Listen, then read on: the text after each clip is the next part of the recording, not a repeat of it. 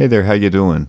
So, I've had a few people ask me how exactly I do my orchestra stuff, and I just spent the last 20 minutes figuring out how to record the screen and get all the audio and stuff as well. So, hopefully this works.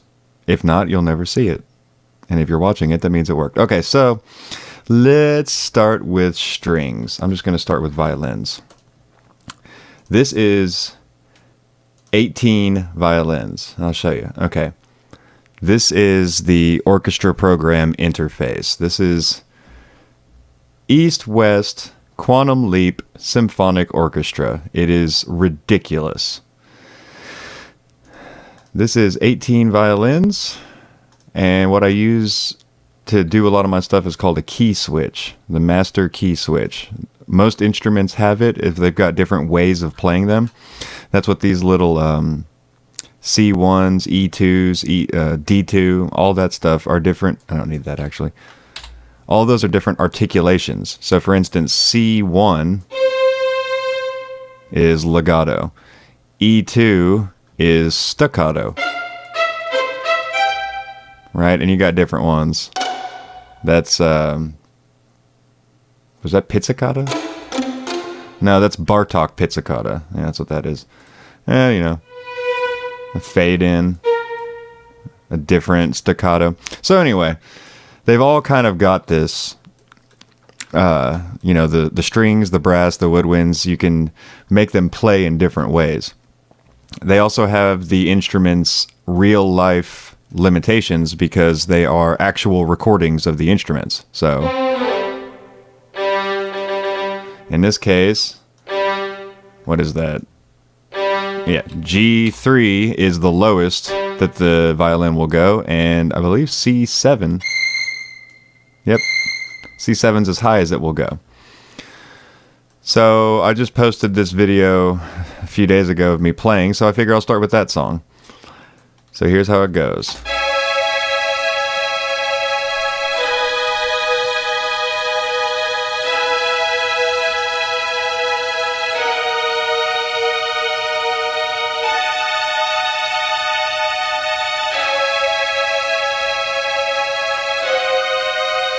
And here coming up, you're going to see that switch between legato and pizzicato.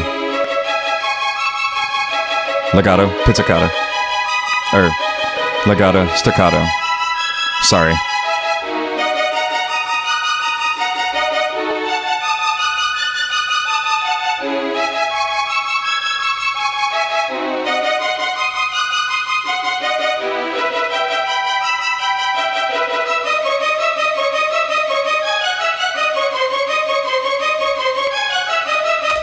Blah, blah, blah. Okay, so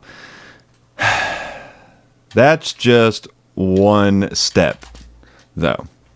See, that's the 18 violins. What I've done on this song is I've also added in the solo violins, and you can see in this solo violin, there's also viola, contrabass, cello, but then you've got, you know, 3 cellos, 4 violins, 9 double basses, 10 cellos, 10 violas, 11 violins, all this stuff. So these are solo violins, and you'll notice, if you look here, there's 3 notes, right? Each of these is, oh, sorry. Each of these, part of the chord. So if we go to the solo violins, oh no. Solo violins have, okay, so this one's G sharp. I'm just going to do this. This one's E. And this one is C sharp. So, play them all together.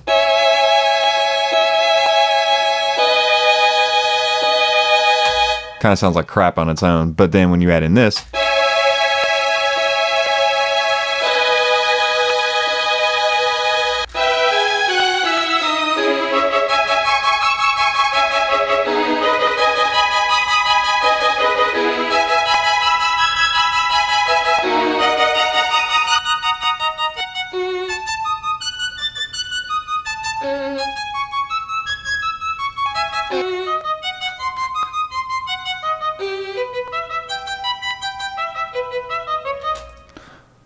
Yeah, see? So that's part of it. Another big part of it for me is the piano. The piano is doing an ungodly amount.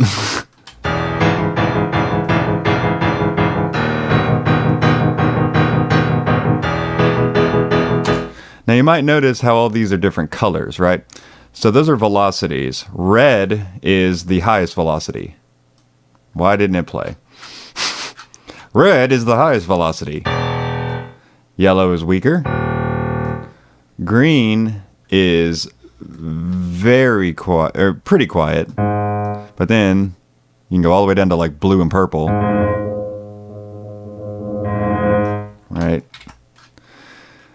And what I've done with this is I've used a function in Reaper. I think a lot of DAWs have it. It's called Humanize. So you just choose some notes, press the H key, Humanize selected notes. You can change the timing, which will randomize where they're played. You can see them moving down there at the bottom. And the velocity. You can really see it moving down there at the bottom there. I'm going to cancel because I already did it. But basically what it does is it makes it kind of sound like a person played it by just adding in little tiny errors and stuff. But then like up here, when everything else starts doing the arpeggios, the piano matches.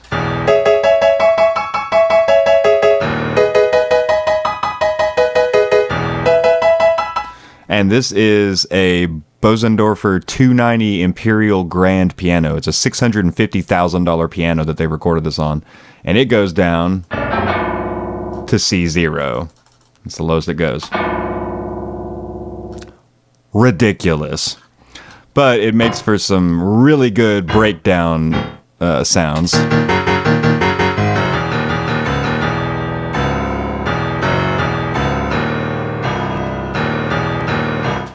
Yeah.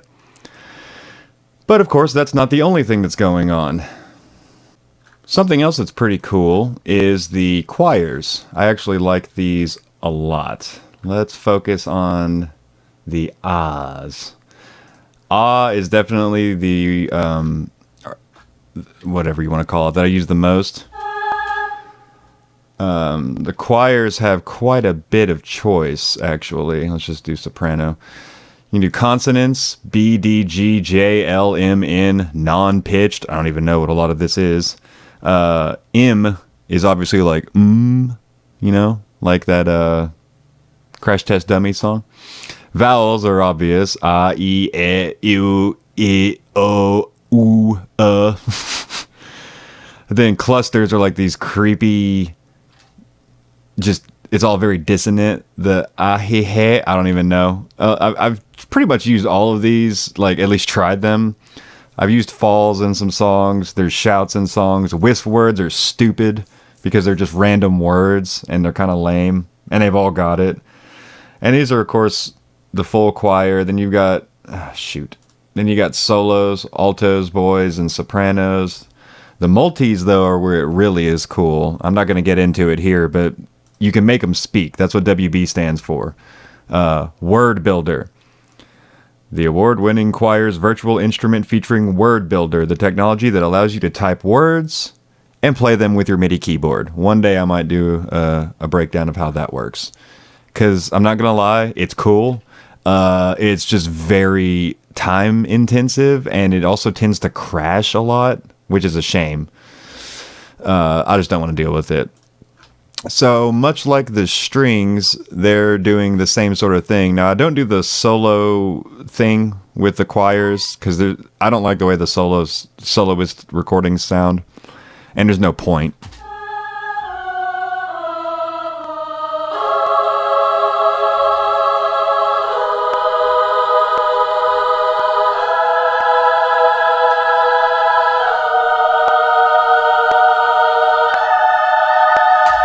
Fun fact, that chord is my favorite in this part of the song. It's just so eerie. I don't know what it is exactly. It's A, F sharp, and D sharp, so it's a tritone. But then it resolves to, what is that? C sharp minor.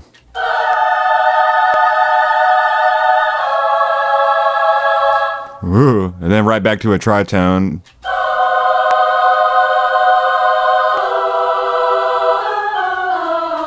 I'm honestly not sure what this chord is either. It's like an inverted B minor. No. I don't know what that is. I honestly don't. I mean, if it was E G B.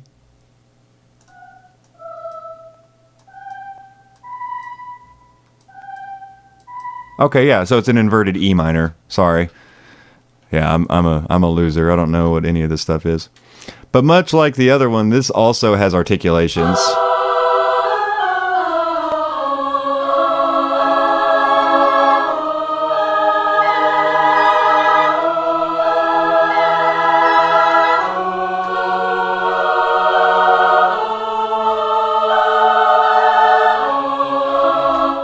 Oh, finally, here we go.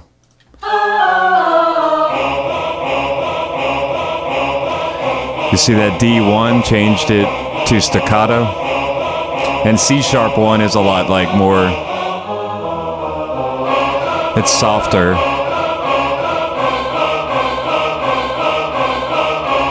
And of course those are all matching the guitar for the most part. But then when it gets real heavy,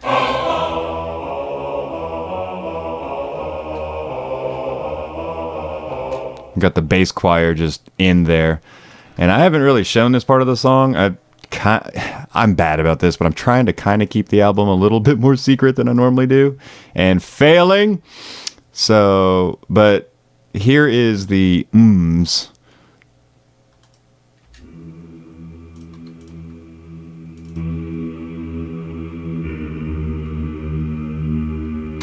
Right, it's a little more subdued.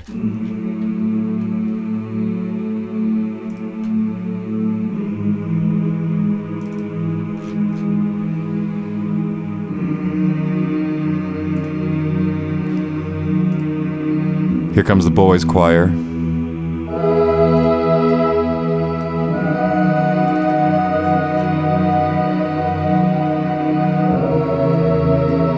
Another sweet tritone, resolving up to C sharp minor, down to a tritone, then up to D sharp major, or something. That's still a minor. I don't know what it is.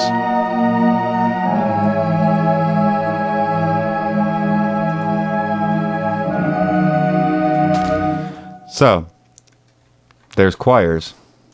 Okay. In order to properly demonstrate this, I'll show you some of the beginning of the song, because there's some interesting stuff.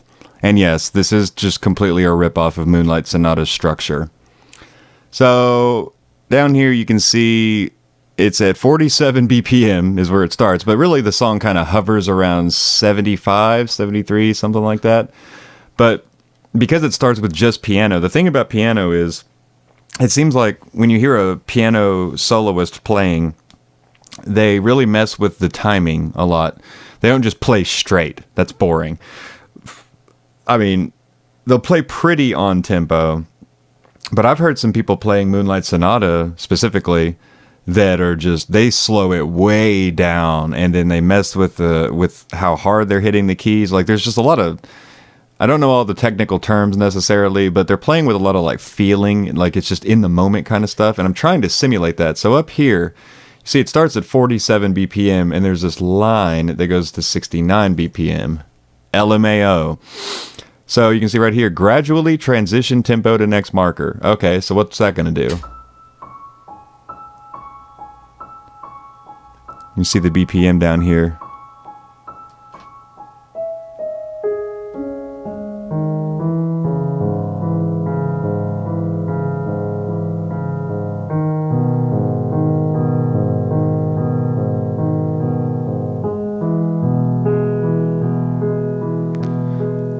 And that, coupled with, I mean, you can see the velocities,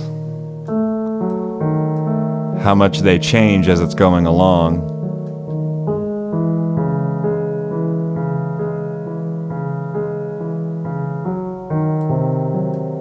especially like right here.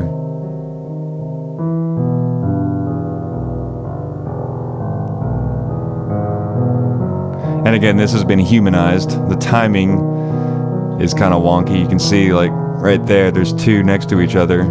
It's part of the humanization.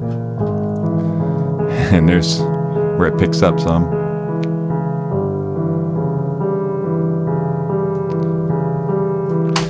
So all of that is in an effort to make it sound like a person is playing it. Now you might ask, why don't you just play it? And my answer is, shut up.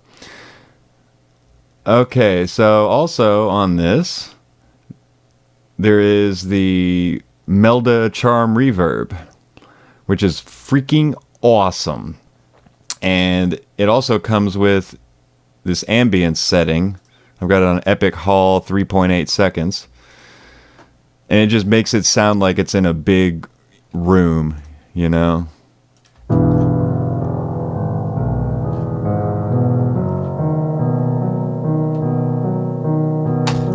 Yep. Okay, what's next? What else can we talk about? Ooh, I guess that we could talk about the drums. Haven't talked about that yet. Okay, so, yes, I am a drummer in real life, obviously, but recording drums is hard, and I don't want to. So I use Superior Drummer 3. Why? Several reasons. One, it gives me a great it gives me an easy to mix audio track for everything. You know? I mean, it's just so easy to mix. I can just sit here. If I want to change something, I don't have to go back and play everything all over again. You know? It's so easy. It's got so many choices. Freaking cowbell, brother. Extra china. You know, I got 2 chinas. I got a trash, 2 splashes, a ting. Okay, so how does this work? So you go in this in the grid editor. And yes, no, it's so intimidating, but it's really not. So you got snare, kick, hi-hat, tom 1, 2, 3. All your cymbals. There it all is. And there is your time. And there's your things, and also, yes, just like everything else, what is happening? Where is it? Oh, I'm stupid. Sorry. You got velocities down here. So you can change how hard they're hitting.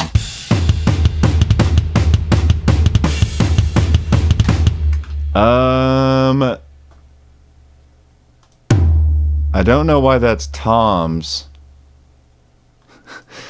Those are supposed to be hi-hats. Let me just go ahead and fix that. That's weird. There we go. Oh yeah, so again with the articulations, you know. You got all that stuff just for the hats.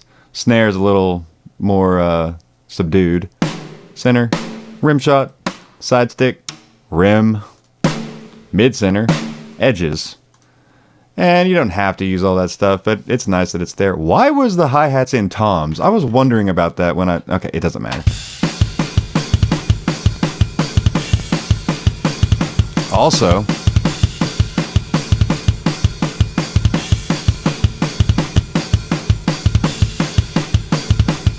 you can watch the drum set play itself, which is cool.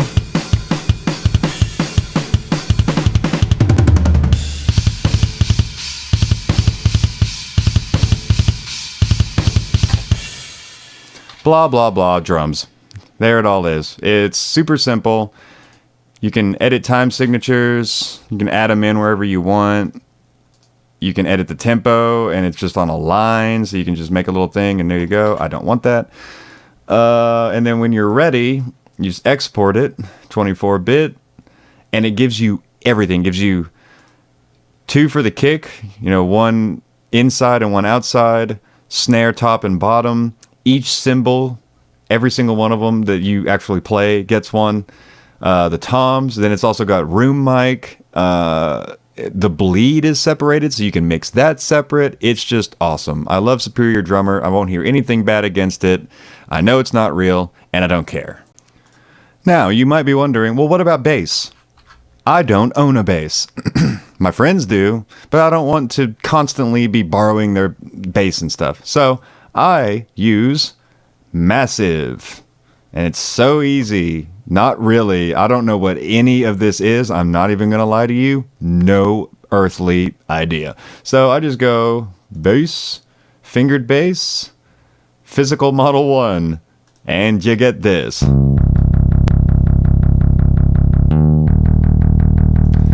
And it's piano roll just like the orchestra.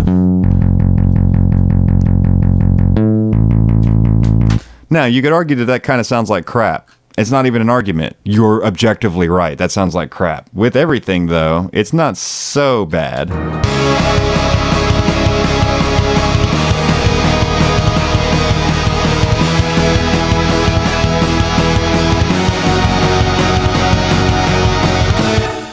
I mean, you can't even hardly hear it. It's just the low end, you know? And I don't really care about that.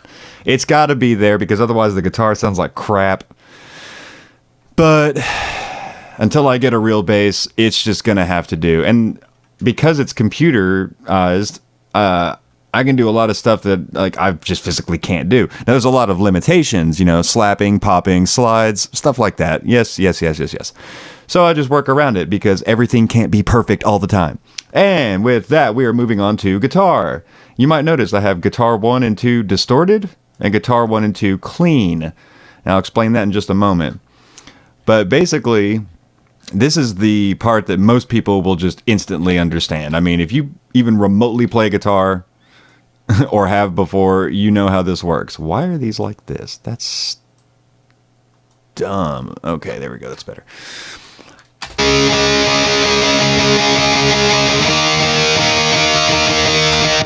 Actually, this is recording in mono, so you probably only heard one of those. But anyway, which one, though? I guess left.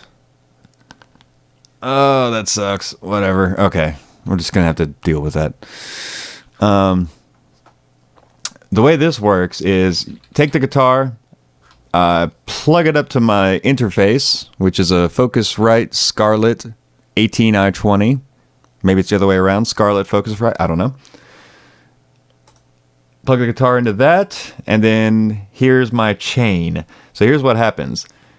The guitar gets played, it goes into the computer, and then gets fed into this. It starts with this, which is the compressor, which is kind of compressing the crap out of it. I might want to change that. From the compressor, that signal goes to this, which is the Nick Crow lead version one, whatever. It's an amp simulator. Okay, this is like an amp. From there, it goes to nadir, which is impulse responses. Now, what impulse responses are is it simulates the way the amp works. I don't really understand it fully, but you have to have this because if you turn this off, I don't even know if you heard that. It sounds like garbage, okay? It just sounds ridiculously bad. Okay, from there, all that gets pushed back through another compressor, and then there's a limiter, which just stops it from clipping. So, let's talk about adding clean guitar with your distorted guitar. My friend Richard told me this. Shout out, Richard. Thank you. So, if you record your guitar, it's going to sound something like that. When you're mixing distorted guitar with a whole bunch of stuff, you tend to just get a lot of all right, and it's just really hard to work with. Like all that power that you hear when you're playing the guitar on its own, it's really hard to translate into the mix for whatever reason. Okay, I'm not a scientist, you know, I'm not a dinosaur salesman. So what you do to combat this is to put that clean guitar in there. So it goes from this to something more like this.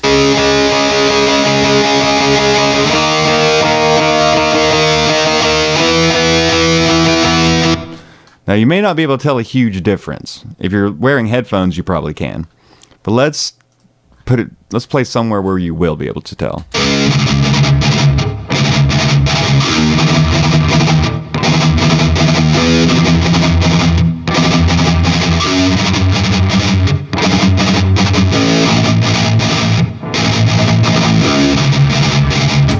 So I kind of turned it off and on there to try and give you an idea. It just makes it fatter, it makes it fuller, and it shows up in the mix a lot easier. Okay, on to the next. Okay, let's talk about brass. Woo, brass. Now, I know that we started this off with strings, and brass and woodwinds and strings and piano and harp and all that kind of stuff. I mean, they all sort of operate the same way. But I want to show you some interesting things about the brass. So, it's not quite the same as strings. All right, it operates in a slightly different way, and a lot of it has to do with how you mix it, because brass is actually a nightmare to mix with guitar. Anybody who's mixed brass and guitar before knows, like Jason, I know you know, brother. So like a lot of the times I'll try to be sparing with how much I use it, actually. So like during this part of the song right here, I don't know if you even caught it, because, I mean, this isn't mixed or anything. It'll be audible in the final version, but during all that, that's all the brass does. And then as it goes along through the whole section, like, it's just doing that. It's accenting to give the strings room to breathe. So it goes something like this.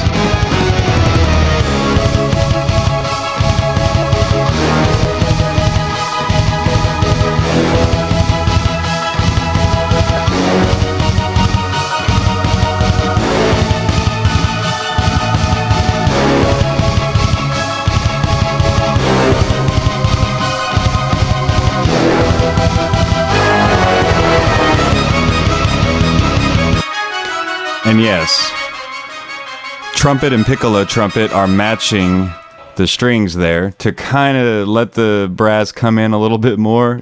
I'm so hesitant to use it because I know how bad it is to mix. So you got then.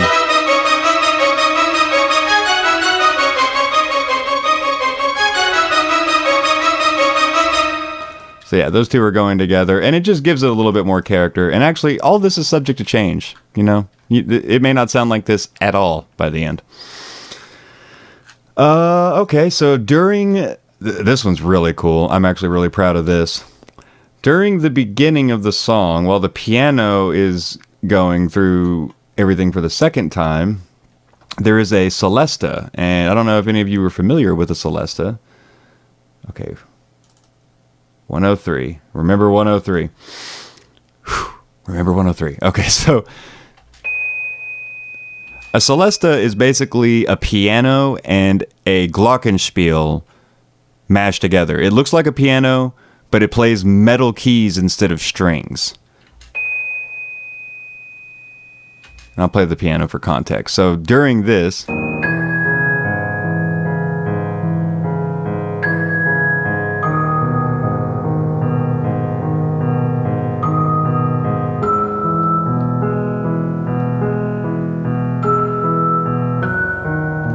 Right, that's playing. Okay, so, but I was like, you know what? I'm not a huge fan of that. Back to 103. Oh, I had it.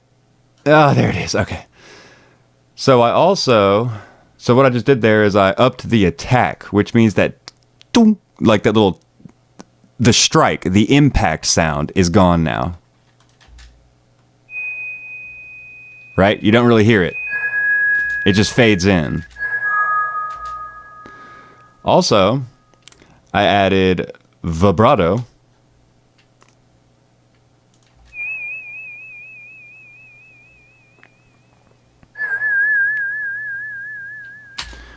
Which, again, out of context sounds funny on its own, but then the charm reverb. 60-second reverb, 91% wet. Size 100. This all sounds very suggestive. So then, Slowing down. There you go.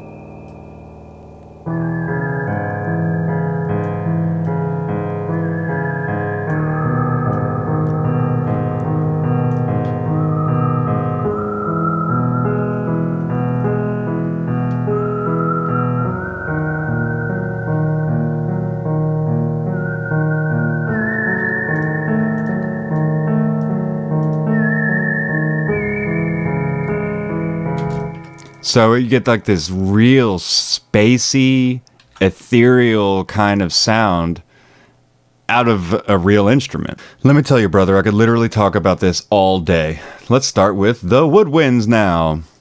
Now, woodwinds, I have a complicated opinion on woodwinds. I like them, but they're very situational.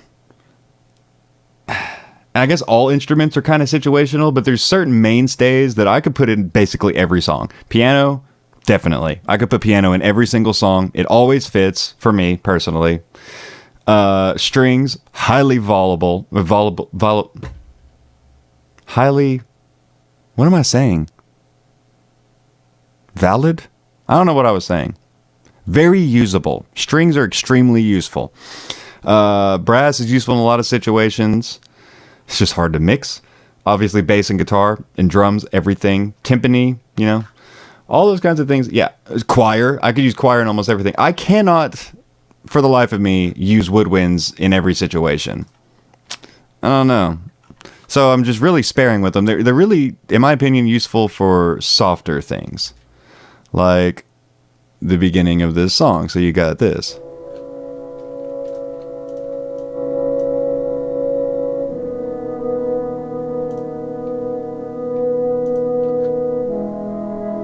You got the contrabassoon with the root and the two bassoons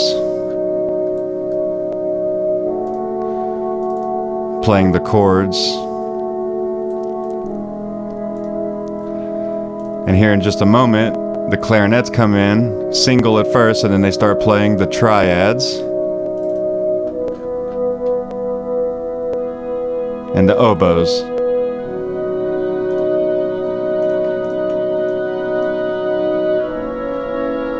Almost sounds like an organ. Oh, and another thing, the tuba's under there too. Coming up. Doing that real low stuff. So, God forbid, I'm going to show you the whole thing all together now. Because we got the choirs, the reverbed piano, the celesta, cellos and double bass, but they're barely there. All the woodwinds, and the woodwinds drop out after this, as you can tell. They're barely used. The contrabassoon a little bit, and then the bassoons and contrabassoon during the breakdown. Whatever. So yeah, let's just listen. Whoops.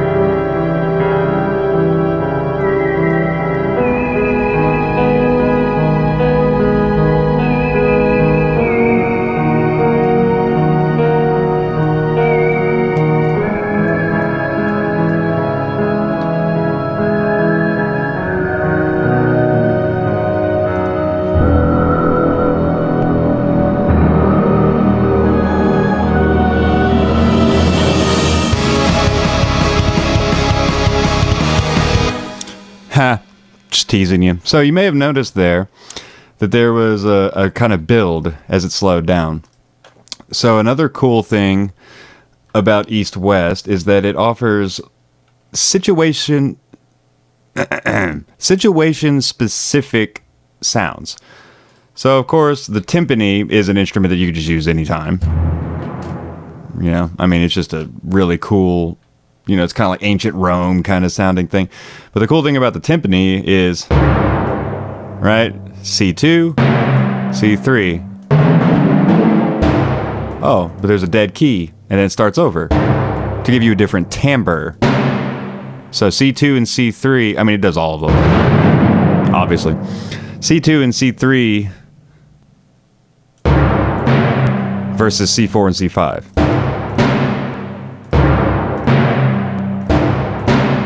Right? They got different kind of sounds to them, and I don't know exactly why. I don't know what the specific thing that they're doing different is. Might be a different timpani, might be a different mallet, maybe hitting it different, maybe it's rim shots, I don't know. But then C6 and C7 are different.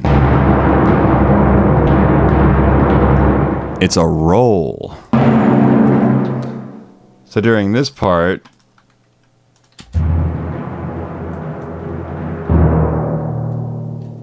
right, you got the roll up here, and then you got this one strike down here, then it goes to D sharp.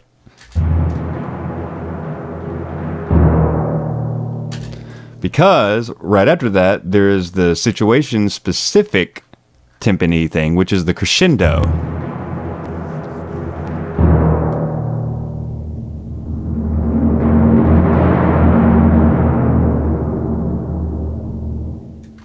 Yep. Also, this effect gong is really scary. I like it a lot.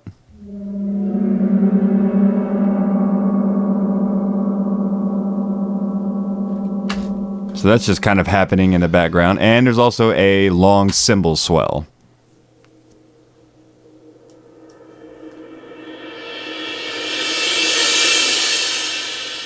With a crash just for good measure at the end there to go into the next section. So all together.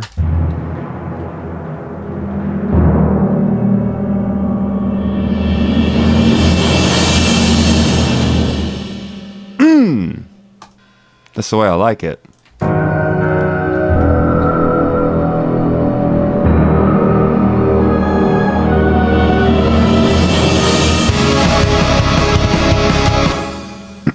Yep, and that's how you do it. That's how you build stuff with the orchestra. That's how I do it.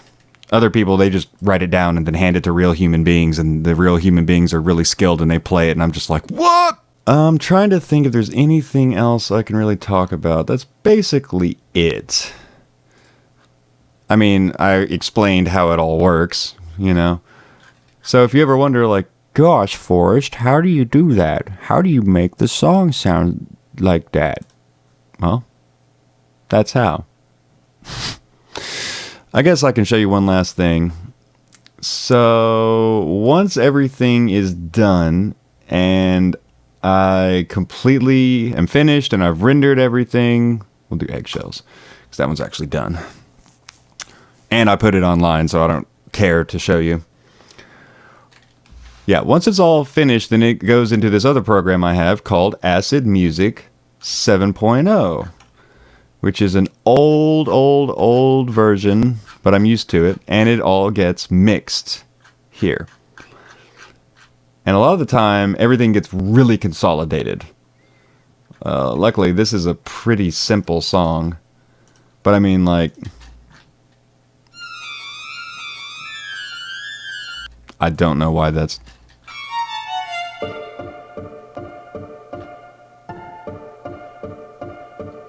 You know, there's your strings, here's trumpet, whatever the woodwinds are, I didn't even bother. You know what, let's just do this. Oh, all the low orchestra got consolidate. See, yeah, I consolidate everything a lot, because it's just easier.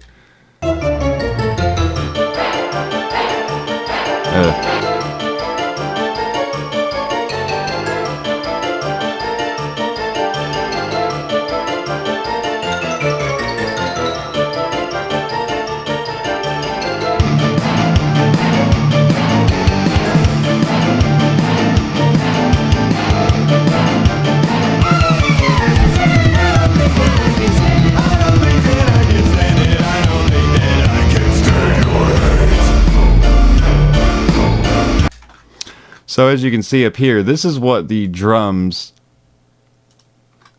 render into. All that 19 freaking tracks. And it could be more depending on how many of the instruments I use. This last one's a orchestral cymbal swell. So yeah, that's what I end up having to mix. And they've all got their own special, like this is a compressor and a brick wall. Oh yeah, I don't EQ that. Like here's the bleed. Look at that EQ on the bleed. Just to make the snare fat. Hi-hats, like everything's got its own special touch and stuff to it. So yeah, after everything's done, it goes here into Acid, and then it all gets rendered, and then it gets put into SoundForge 9. And then I usually EQ it, do a graphic EQ. After that, I just use a wave hammer, and what that does is it's got a volume maximizer. It brings it up as loud as it can without distorting. And then once it's all done and rendered, then it's done. Until I, listen to it all day, nitpick it to death, and go back and redo it about 30 more times. So there you go. There's the Laces Lawless School of Amateur Mixing Time. Copyright, trademark, incorporated.